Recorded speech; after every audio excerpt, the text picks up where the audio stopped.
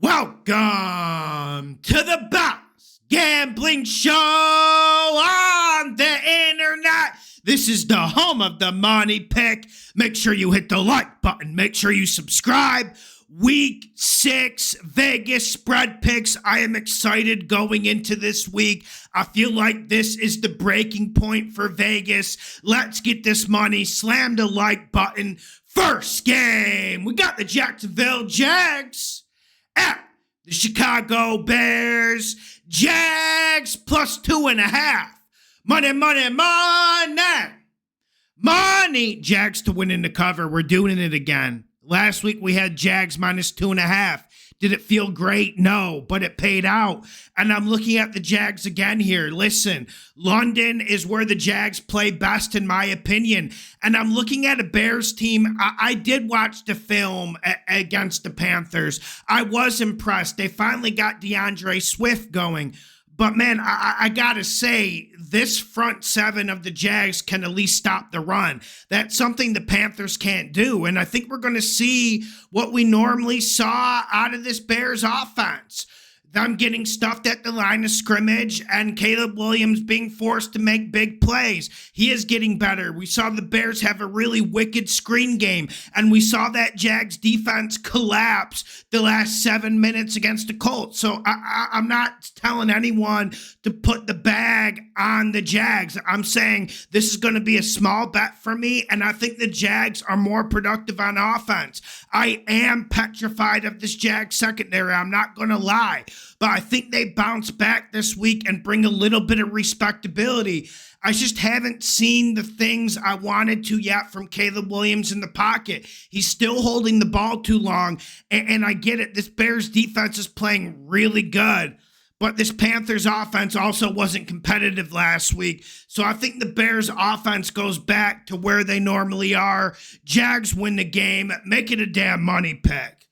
Next game, Thursday night football.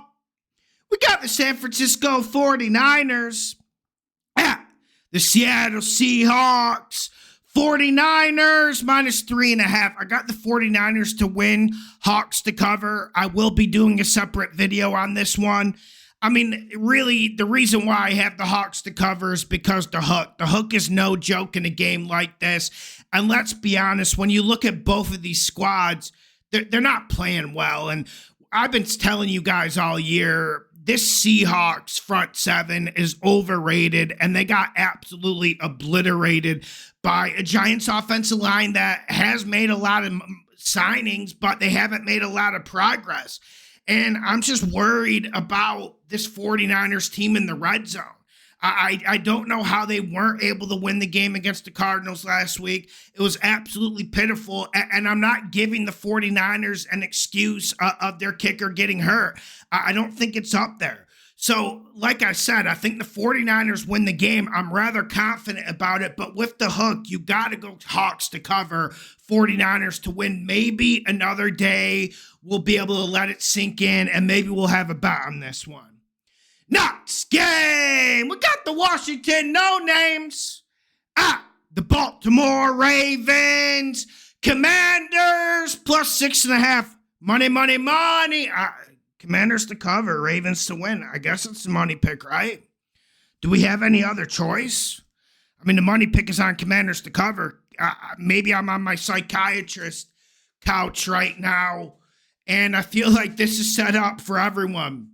This is set up for the pro bettors. This is set up for Joe Public. This is set up for the D-Gens to run and slam money on the Commanders. That's why I want us to approach with caution, but I just can't ignore it, and I can't go contrarian to be contrarian. I do think 90% of the bets will be on the Commanders to cover, but I also think this Commanders team is playing really good football right now. Jaden Daniels is an entity you can't really quantify, and obviously, we're seeing Vegas having a hard time quantifying just how much their spread should be. And I've never been a big Ravens guy, especially when they're laying a lot of points. And yeah, last year was the outlier, but for most years when they're laying 4, 5, 6, 7, they normally don't cover those games. And I think Lamar Jackson was absolutely phenomenal against the Bengals, and we saw Henry get going in overtime. But here's the matchup that I like in this game.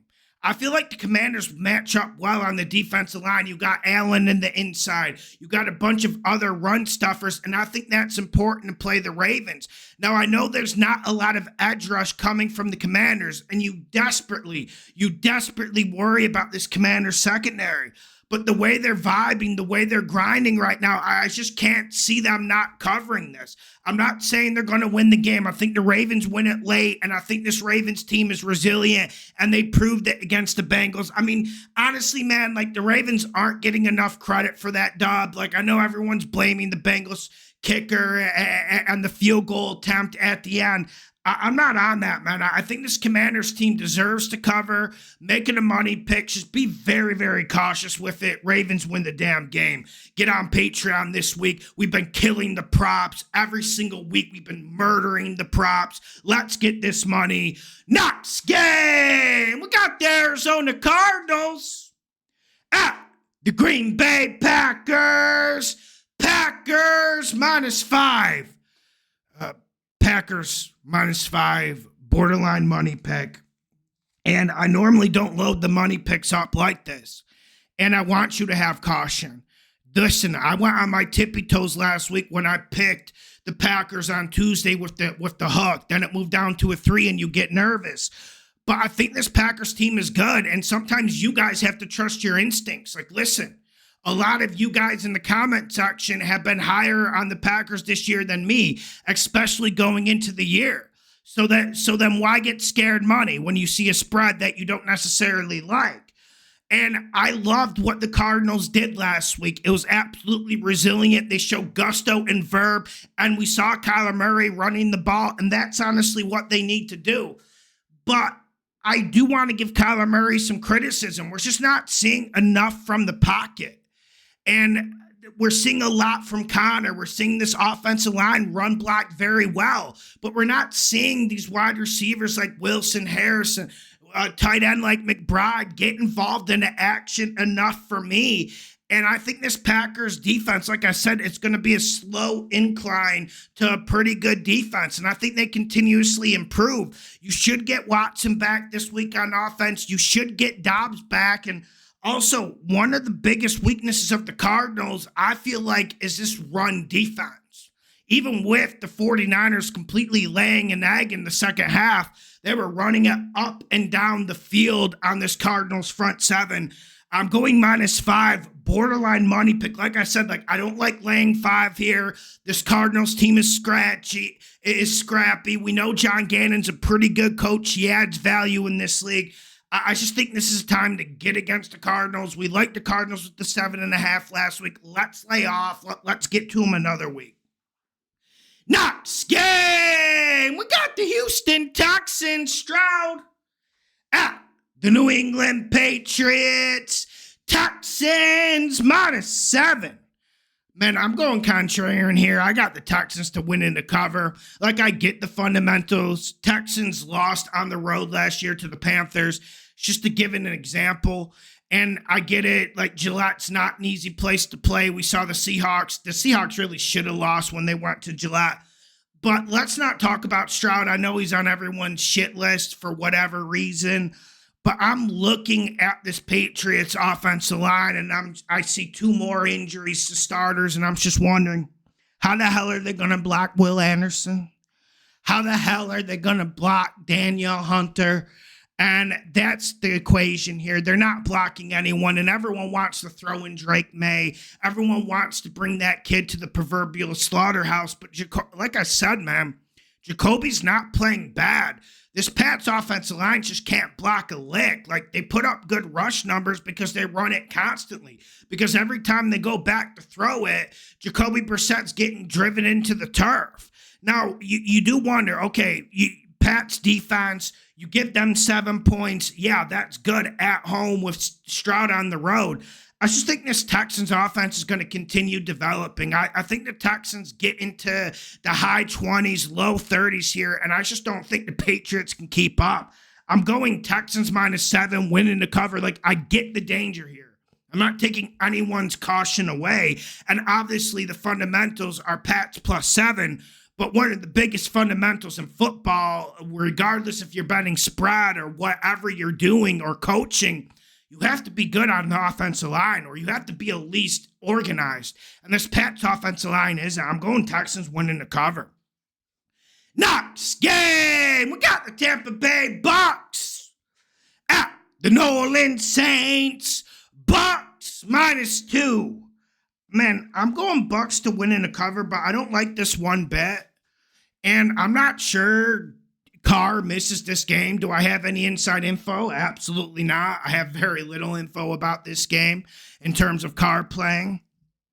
You do see a Bucs team, and they're ultra inconsistent. Like that, when I look at this Bucs team, that game where Kirk Cousins put up 5 bills on them kind of summarizes it, man. And they just come in and out of games, and I'm not sure they're a team you can trust. And I'm sure the Bucs will be on a lot of tickets this week, but I saw good signs out of the Saints last night. Like, that defense played very good in the red zone. I think Dennis Allen is an elite schemer on defense. It's just Carr didn't make enough plays, and that pick on the first drive going into the end zone is what cost them. I'm going Bucs to win in the cover. There is no science here. We just don't have enough info about the game, fellas. Next game, we got the Indianapolis Colts. Flacco at the Tennessee Titans. Titans +1. Titans winning the cover. I do think this is sneaky, and I'm not telling you guys to go bet it, but this might be one that makes it a Patreon Friday night. I'll be completely honest. And I'm going to get against this Colts team, and I told you that going into the year. I just don't think they're all that great in key areas. Like, I don't think they're all that great on the defensive line, stopping the run. I don't think they're good in the secondary at all, especially with Kenny Moore banged out and missing games. And I do think the Titans having a bye week here does help them get ready for this game, because it is going to be a physical game. It's going to be an interdivision matchup. You got Shane Steichen absolutely coaching his ass off. But when I look at this game, man, I just think the Titans have the better defense, and that's why I'm going Titans to win in the cover. Next game, we got the Los Angeles Chargers, Herbert, at the Denver Broncos. Chargers -3. Money. Fundamental-wise, obviously this should be a borderline money pick. But I have to go full bore here, and I have to go Chargers winning the cover. Listen, they impressed me. Remember when we had the huge college fun bet, Steelers-Chargers, and Steelers won? When I walked away from that game, I felt like, yes, the Steelers deserved the cover, and we deserved our money. But I also felt like this Chargers team is well coached, well prepared, and way more gritty and physical than I thought. And the Chargers got the bye week at the right time. Like, I don't factor in the bye week a lot when I pick games, when I make selections, when I bet money. You guys know that. But I do factor it in here. Like, the Broncos just had a grueling game against the Raiders. They looked great in the second half. I'm not taking anything against Bo Nix. But a Derwin James coming back, a Bosa with a week to rest. He should be out there. I just think this Chargers team wins this game defensively. I absolutely love the under. Make sure you go watch the over-under video. The best over-under video hit last week. But I'm just looking at this Chargers team, and you don't got the wide receivers. And we know that. And we know this Broncos defense is playing very, very good right now. I think the Chargers run the ball here, and it's about which quarterback you trust to make more plays, because I think the Broncos will have some lanes to run it, but it is rather limited if you look at how this Chargers front seven's been playing. So which quarterback's going to make bigger plays? Who's going to make the smart decisions? I'm going to go Herbert with that. Give me Herbert over Bo Nix. Like, I get the fundamentals. Mile High is a terrible place to go on the road and play. I don't like backing teams when they go into Mile High. But with that being said, I have to back the Chargers. Next game, we got the Pittsburgh Steelers at the Las Vegas Raiders. Steelers -3. Steelers -3 to win in the cover. But almost by default here, I got to say, man, I'm very unhappy with Arthur Smith. And I'm sure Justin Fields will take a lot of criticism for what happened against Dallas. But this defense and Arthur Smith also need to take a lot of criticism for what happened the last 2 weeks. But you're also looking at a Raiders team. I feel like they're spiraling, man. When you get out to a 10-0 lead at Denver and you completely spiral out of control and let Bo Nix boat race you, I have issues, man. I have serious issues with this Raiders team, and I'm starting to question Antonio Pierce. Is he on tilt? Is he going to deal with this locker room great this week? Because honestly, he's getting the Steelers at the right time. And if this was a Steelers team coming off a better performance, I would want to bet the Steelers. I would absolutely love to bet them, especially because we know Allegiant Field is going to be 80, 90, 95% Steelers fans. But I'm looking at a Raiders team, I'm thinking, well, what do they do well besides Max Crosby tearing everyone up? They don't run the football well. I mean, Madison had some good plays last week. They don't take care of the football. They don't take away the football an awful lot. So I'm asking, what do they do? Are they well coached? Are they more physical than other teams? I mean, they talk a big game in Las Vegas, but they get pushed around every single game. Man, and if you look at how much this Raiders team has invested on their offensive line, you get pushed around by the Broncos front, whoa, I wouldn't want to see Watt and Cam Hayward rolling into town. Give me the Steelers -3 winning the cover. I mean, it is really like a home game for the Steelers. Next game, we got the Atlanta Falcons at the Carolina Panthers. Panthers +6. Panthers to cover, Falcons to win.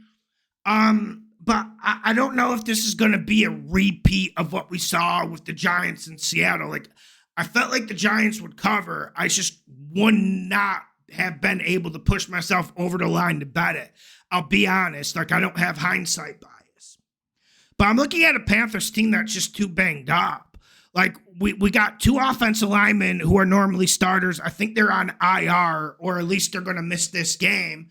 We're looking at 4th and 5th string defensive tackles who were delivering UPS packages, getting in that front 7 and playing a big role. And you're looking at a Falcons team that's yet to hit the ground running and running the football. I think the Falcons run it big here. I think the Falcons run it for 150 to 210 yards. Look at the Bijan player props.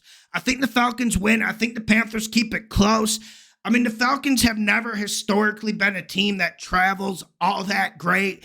And even though I am holding a Falcons future bet for whether it be over wins or NFC South, I got to say I'm not feeling good about it, even after that performance on Thursday night. Give me the Panthers to cover, Falcons to win. Next game, we got the Detroit Lions, Dan Campbell, at the Dallas Cowboys. Lions -3. Money. Lions -3 winning the cover, making a money pick, but be careful with this. Be very careful. And you guys told me to be careful when the Lions were -3 at Arizona. I said, no, I'm not. I'm going to bet it. But this one, just proceed with caution. I was kind of encouraged by the performance I saw out of Dallas. That young offensive line looked like they finally gelled, and they completely controlled the game flow against the Steelers team that it is very, very hard to play against in Heinz Field. They're not an easy look when you go to Heinz Field. So I'm seeing progress out of the Cowboys, but I got the Detroit to win in the cover. And I think this comes down to fundamentals. Who's going to run the football better? Lions. Who's going to be more physical on the defensive line? Lions. Is Micah Parsons ready to go? Are the Cowboys going to be at full health? Are they going to be ready for a Lions team who, listen, like I said, I'm not a big bye week guy. I don't like betting teams after the bye week just to bet them like some people do. But I do think the Lions will come out here strong and with energy and verb. And I just don't see how the Cowboys stop the Lions run game. Now, let me give you some caution. Here's some caution. And you guys need to hear it. Listen, my Bet365 has this at -3.5 even, but most of the other books have it at -3. And, when I saw this on Monday morning, I thought it would move. I thought it would get to -4. So just be cautious. Like, we're going to be seeing 90 to 95% of the bets placed on the Lions here. And I'm not going to argue why. But you guys have to understand, when I pick Lions games, I have confidence because I'm already pot invested. Like, you guys know I've been riding the Lions since Dan Campbell was 1-6. So I'm pot invested. Like, my bet's already in for the Lions already. I trust this man to cover. I'm just saying this situation is going to be more complicated than people think. And I don't think this Cowboys team is the joke the media is making them out to be. Like, I get the punchlines. I'm just telling you, have a little bit of caution when you approach this. Next game, we got the Cincinnati Bengals at the New York Giants. Bengals -3.5. Bengals win, Giants cover.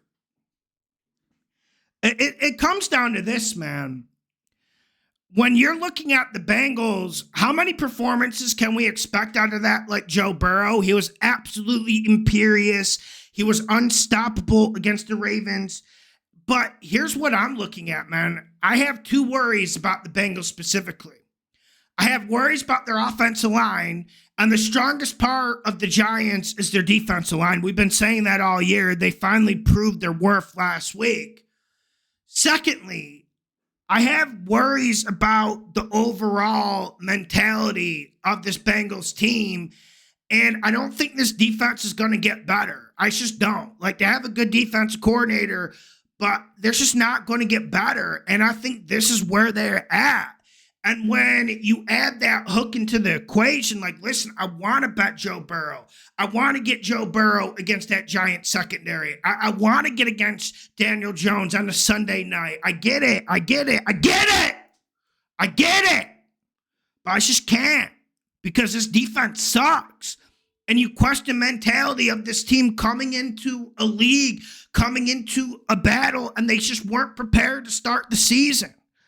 I'm going Bengals -3.5 to win, but I'm going Giants to cover. Next game, we got the Buffalo Bills at the New York Jets. Bills -2.5. Man, I'm going to do a separate video about this. Robert Saleh was fired right about when I was going on to record. I'm just saying this Jets situation's a dumpster fire. But also, like, what we've been saying about the Bills all off season is coming true. The receiving core is not looking good. Josh Allen's getting banged up. I think this defense is sparser than people think, especially when you take out like a Von Miller. I'm just saying this Bills team isn't the bee's knees because they boat raced a few teams. Like, credit to them. Boat racing teams, awesome, but it's not college football. Things are going to get closer. Bob absolutely looked like an idiot backing the Jets. And you know, I never felt like Saleh was a real head coach in this league, but I felt like Rodgers would be a stabilizing presence. But is he? I'm not worried like that he looks old or anything. But is he a stabilizing presence? That's my question. Make sure you hit the like button. Make sure you subscribe. The best gambling show on the internet. Get on Patreon. We've been slinging them props. Bets will be up Friday night. You guys know what we do. I'm ready to catch heat this week. Are you? Link in the description.